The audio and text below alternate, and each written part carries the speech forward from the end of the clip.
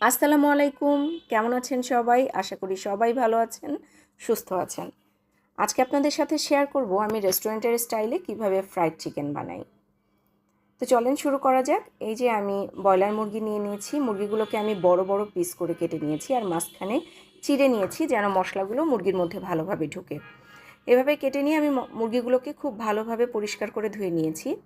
এবারে আমি মশলাগুলো দিব। তো এটার জন্য আমি সাদা আর কালো গোলমরিচ নিয়ে নিয়েছি, এটাকে আমি গুঁড়ো করে নিব। আর এই চিকেনটা তৈরির জন্য আমি একটা স্পেশাল মশলা ব্যবহার করি, সেটা হলো আস্ত জিরা, আস্ত ধনিয়া আর শুকনো মরিচ কিছুটা নিয়ে এটাকে আমি ক্রাশ করে নেব। তো এই যে আমি এটাকে ক্রাশ করে নিয়ে চিকেনের মধ্যে দিয়ে দিয়েছি আর এটার মধ্যে আমি 1 টেবিল চামচ করে আদা, রসুন আর পেঁয়াজের পেস্ট দিয়ে দিয়েছি। প্রত্যেকটাই আমি 1 টেবিল চামচ করে দিয়েছি। এবারে আমি 1 টেবিল চামচ ধনিয়ার গুঁড়া দিয়ে দিলাম, 1 টেবিল চামচ গরম মশলার গুঁড়া দিয়ে দিলাম আর